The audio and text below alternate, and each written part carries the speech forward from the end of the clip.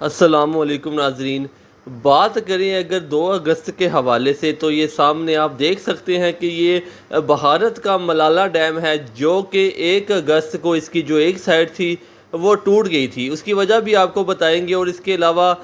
پاکستان میں دریائے ستلج کے مقام پر اس کے جو نقصانات ہیں وہ کیا ہوں گے، اور پاکستان میں جو سیلابی صورتحال ہے اس کا جو سامنا ہے وہ بھی پاکستان کو کیوں کرنا پڑے گا اور کب کرنا پڑے گا۔ سب سے پہلے آپ کو بتاتے چلیں کہ 25 جولائی کو اس کے جو گیٹ تھے وہ جام ہوئے تھے، جس کو مسلسل کوشش کے بعد بھی نہیں کھولا جا سکا، اور 1 اگست کے دن اس کی جو ایک سائڈ تھی وہ ٹوٹ گئی تھی، اور اس کا جو سارا پانی ہے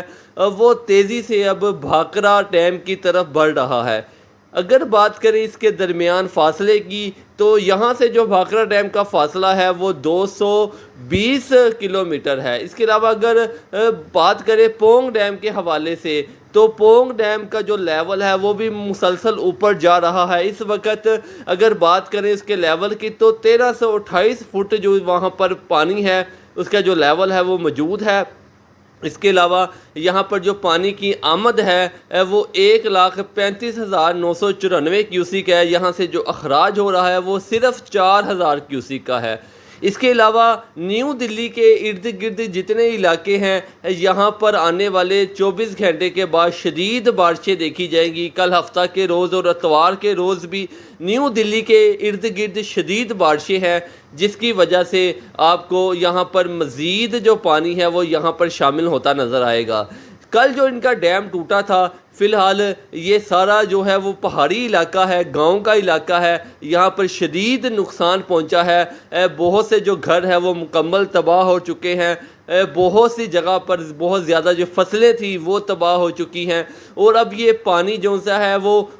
پونگ ڈیم کی طرف بڑھ رہا ہے۔ یہاں سے یہ پانی وہاں پر جاتے جاتے 3 سے 4 روز لگ جائیں گے۔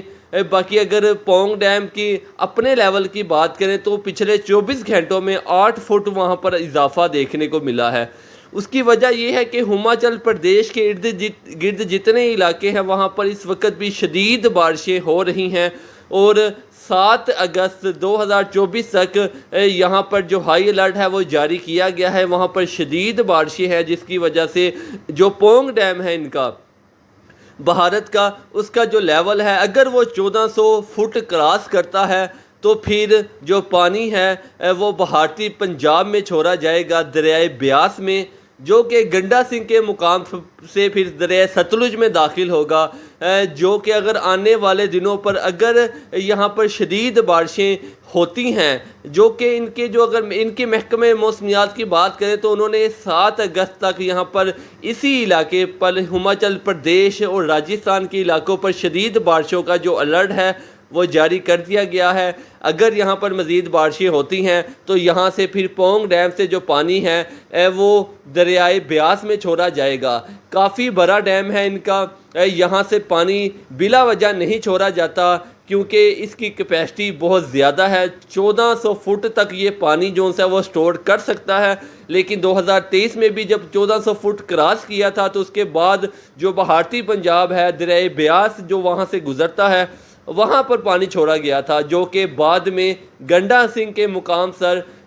سے دریائے ستلج میں داخل ہوا تھا، اور پھر ہیڈ سلیمانگی، اس کے بعد ہیڈ اسلام، اور پھر یہ بہاولپور کے علاقے تک ٹوٹلی تباہی مچاتا گیا تھا۔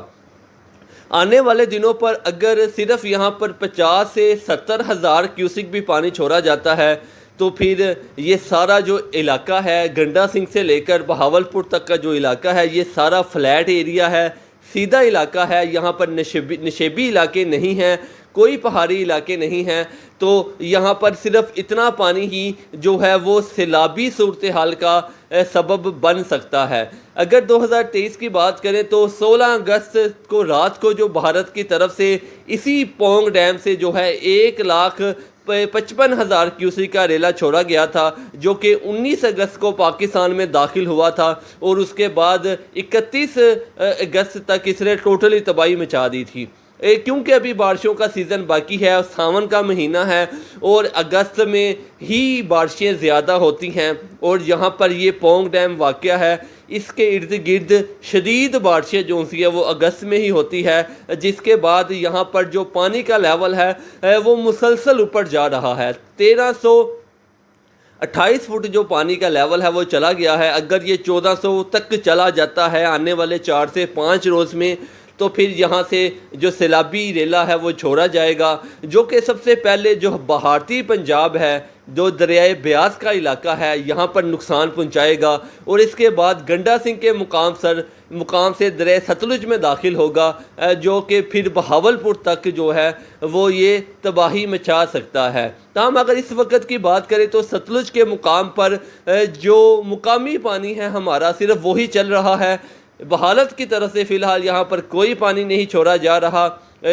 یہاں پر جو پانی ہے وہ کنال کا پانی ہے، باقی جو یہاں پر لوکل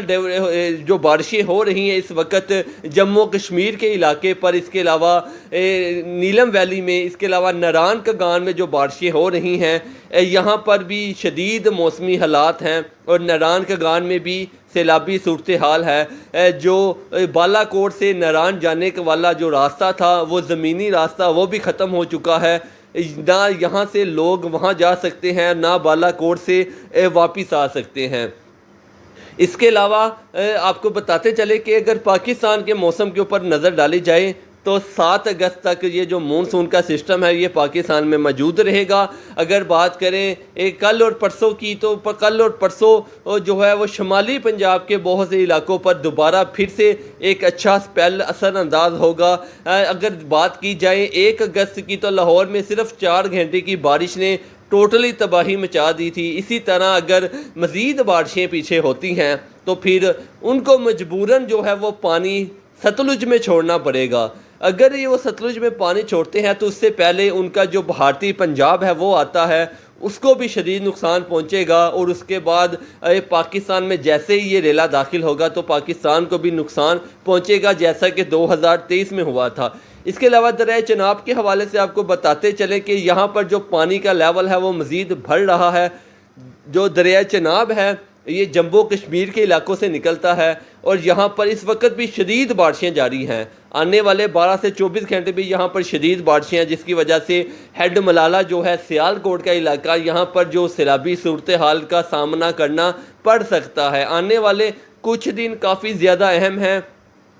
ستلج اور دریائے چناب کے بیلٹ کے اوپر جتنے لوگ وابستہ ہیں وہ پہلے تو اپنا قیمتی سامان یہاں سے نکال لیں، اس کے بعد جو ہے وہ ویدر کے اوپر اور نیوز چینلوں کے اوپر گہری نظر رکھیں، کیونکہ کسی وقت بھی آپ کو جو ہائی الرٹ ہے وہ جاری کر سکتی ہے گورنمنٹ۔ تاہم جیسے ہی کوئی اپڈیٹ آئے گی آپ کے ساتھ شیئر کرتے جائیں گے۔ اس کے لیے ضروری ہے کہ آپ ہمارے چینل کو سبسکرائب کریں تاکہ ہماری حوصلہ افزائی ہو سکے، اور اس کے بعد آپ کو نئی سے نئی جو اپڈیٹ ہے وہ ملتی رہے۔